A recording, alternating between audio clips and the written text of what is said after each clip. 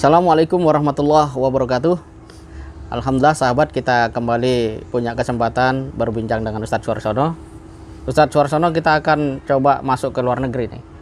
Kaitan dengan apa yang terjadi di Eropa Timur, khususnya Ukraina dengan Rusia. Krisis Ukraina. Krisis Ukraina. Ini tampaknya ini dalam berita-berita yang muncul, Presiden Ukraina ini udah kayak semacam setengah panik gitu. Karena udah ngomong ke Washington, minta ke Eropa Barat, dan memang NATO juga mendukung Ukraina. Tapi yang menarik, Rusia itu rileks banget gitu. Nah ini sebenarnya pertama mungkin bisa dijelaskan mengapa krisis itu potensi dan kemudian terjadi, atau betul-betul akan melahirkan perang terbuka misalnya. Dan kalau itu terjadi, apakah ini akan memiliki dampak pada dunia misalnya, atau disebut orang pemicu terjadinya perang dunia ketiga. Nah, seperti apa Ustadz Suarsono melihat ini? Ya, memang sampai hari ini kalau kita lihat berita-berita internasional yang ada, itu tensi itu tidak turun. Ya, kenapa memuncak seperti itu? Ya, pertama memang ketakutan Ukraina, ya, karena salah satu wilayahnya memang sudah dicaplok oleh Rusia, Crimea namanya. Crimea, betul. Ya, Semenanjung Crimea. Semenanjung Crimea itu karena alasan Rusia itu banyak penduduknya, populasinya itu berbahasa Rusia. Jadi itu sebetulnya adalah milik Rusia.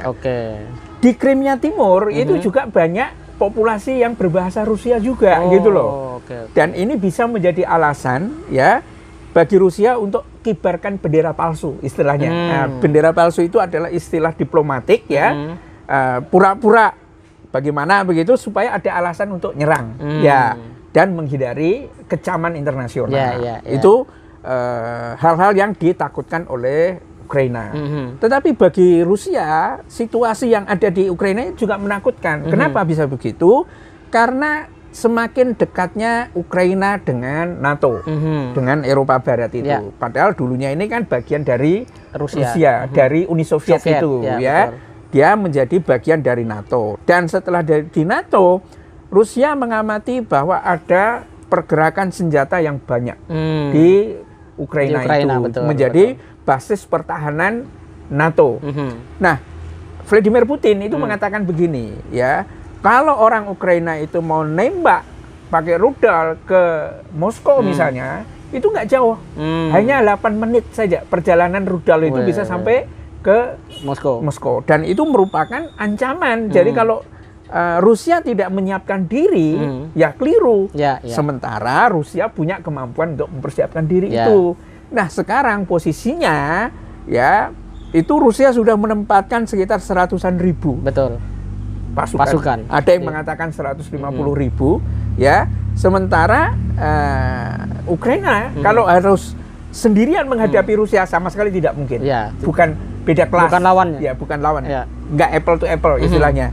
Nah, bahasa yang digunakan oleh Joe Biden ini juga bahasa yang mengancam, dan itu tidak enjoy bagi Vladimir Putin. Betul. Vladimir Putin tampaknya bukan tipe orang yang mudah diancam itu, gitu loh. Karena mungkin tahu juga kan peta militernya itu seperti apa. Nah, inilah ketegangan-ketegangan ini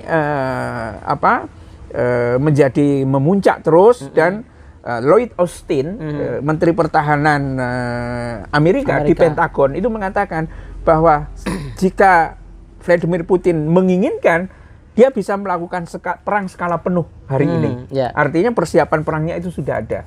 Yang menjadi masalah justru adalah Eropa Barat. Ya, tidak utuh dalam menghadapi Rusia itu, seperti Jerman kelihatannya juga lunak, gitu. Karena apa? Takut juga mereka. Kalau dia menjadi terbukti membantu Ukraina, kemudian dihantam sama Rusia, nggak bisa ketulungan. Senjata-senjata Eropa Barat nggak ada. Sementara Amerika santai saja, dia mengatakan begitu. Kenapa? Dia jauh. Gitu lah. Ya. Jadi memang ada sebuah ya istilahnya peta yang memang sangat mungkin mereka untuk berseteru itu karena tadi ya. Tapi apa alasan kemudian Ukraina mendekat ke NATO misalnya? Padahal kan dia secara historis dulu sama-sama di Soviet ya, sama dengan Rusia. Nah, apakah kemudian ada sebuah beda pandangan atau memang konflik politik, seperti apa melihatnya itu? Ya, saya kira kan hampir semua orang juga tahu bahwa dengan mengikuti Barat, modernisme itu berjalan jauh lebih bagus, kemakmuran lebih tinggi. Sama dulu kan Jerman Timur, Jerman Barat, ya kan? Itu Jerman Timur dulu kan pro Soviet kan? Ya begitu tembok Berlin diruntuhkan, kemudian ada intervensi Barat, ada perencanaan yang lebih bagus, Jerman Timur jadi lebih makmur, ya kan? Hampir semua harapan sekutu-sekutu Uni Soviet yang pecah karena Soviet pecah itu mengapa mendekat ke Barat? Ya kebanyakan alasan ekonomi, mungkin lebih demokratis dan lain sebagainya. Itu yang menjadi pemicu kenapa Ukraina itu condong ke Barat itu. Dan Barat akan sangat memanfaatkan. Kenapa? Karena dengan cara orang-orang di Eropa Timur itu mengeblok ke Barat, condong ke Barat, itu bisa menjadi perisai rudal. Perisai rudal itu jadi sepanjang perbatasan, dan ini akan mengurung beruang merah itu, betul. Kayak begitu. Nah, tapi ada alasan lain juga. Jadi dalam persaingan ekonomi sekarang itu ada namanya Nord Gas 2, pipa gas dari Rusia ini yang sekarang itu membanjiri Eropa, itu maunya Amerika itu dipotong, supaya saluran gasnya itu nggak ke Eropa Barat. Nah, dia yang akan menjadi supplier gitu. Jadi ada alasan bisnisnya juga. Ya memang perang tidak selamanya tentang idealisme, kadang-kadang juga ekonomi, faktor ekonomi. Tapi apa yang kemudian nanti akan terjadi? Apakah ini hanya skala lokal, artinya Ukraina dengan Rusia saja, atau akan ada potensi meluas? Dan bagaimana sebenarnya masa depan dunia kalau kemudian perang ini misalnya terjadi? Ya kalau perang terjadi ya heboh lah dunia, ya kan, bisa kemana-mana. Kalau apalagi zaman total sekarang, ya perang skala penuh gitu kan. Tetapi saya kira untuk sampai ke sana juga beberapa pihak itu tidak berani ngambil risiko, karena saya menyampaikan ini menang jadi arang, kalah jadi abu.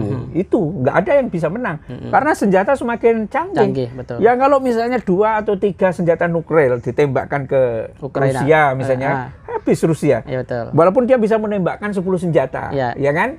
Kan seperti itu. Nah, sebetulnya ada peran yang sangat bagus itu dimainkan oleh Tayyip Erdogan, Presiden Turki. Ya, inilah saya kira satu-satunya tokoh. Ya, ketika 2 blok besar ini berseteru, satu-satunya tokoh yang bisa diajak dan dipercaya kedua belah pihak itu Erdogan. Jadi diplomasi Turki ini luar biasa kalau dia bisa memainkan peran itu. Ya, bulan Februari yang akan datang, Erdogan itu mau ke Ukraina. Karena apa? Ada bisnis juga. Ya, bisnisnya apa? Yang kelihatan itu adalah drone militernya Turki itu sudah banyak investasi di Ukraina.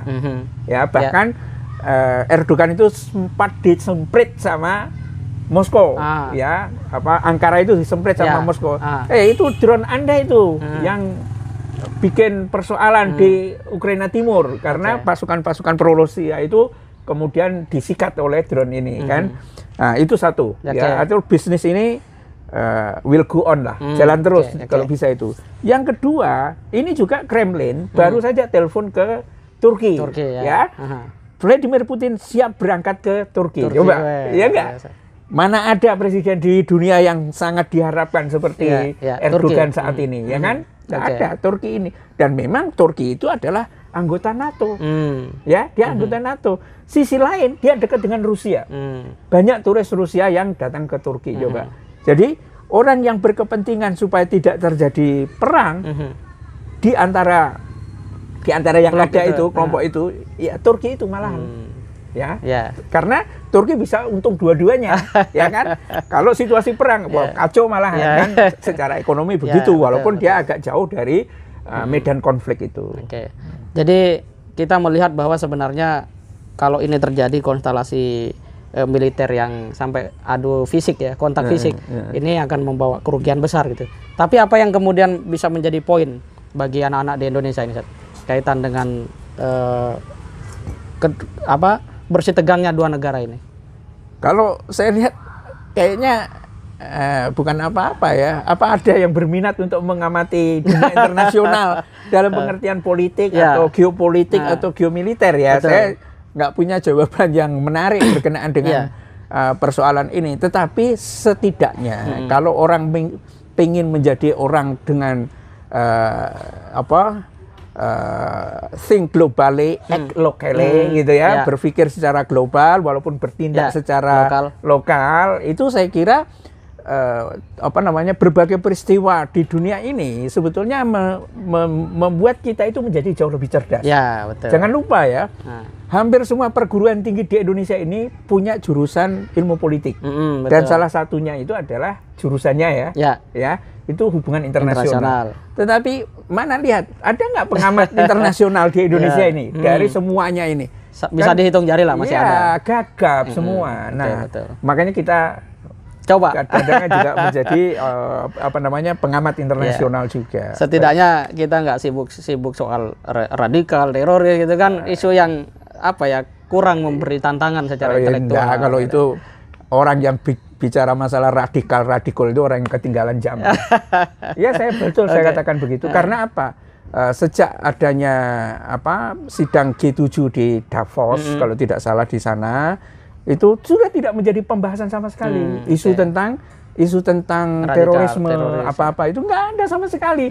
Yang kalau orang masih sibuk seperti itu mungkin karena dia nggak baca. Betul. Ya, suasana perkembangan global. Ya itulah ibaratnya kayak seperti berteriak-teriak dalam tempurung kayak begitu. Jadi orang masih bicara radikal, nggak ngerti perkembangan globalnya. Betul. Ya. Padahal Kiai Haji Agus Salim dulu udah menundukkan secara diplomasi orang-orang Belanda gitu kan, artinya wawasan internasionalnya keren banget tuh. Wawasan dan cerdas. Kecerdasannya yang sudah pasti itu Agus Salim itu cerdas. Zaman Agus Salim dulu, dia datang ke Amerika itu bukan untuk belajar, tapi dia menjadi dosen tamu. Luar biasa. Insya Allah di edisi berikutnya kita akan bahas bagaimana cerdas seperti Agus Salim gitu ya, atau para senior bangsa kita. Baik teman-teman, ini yang dapat kita sajikan untuk konstelasi global. Mudah-mudahan memberi perspektif dan kita semakin tertarik untuk melihat dunia dengan kacamata yang lebih intelektual, sehingga kita bisa menjadi generasi yang bisa membawa kebaikan dan kemajuan bagi bangsa Indonesia. Jumpa lagi di edisi berikutnya. Terima kasih. Assalamualaikum warahmatullahi wabarakatuh. Waalaikumsalam warahmatullahi wabarakatuh.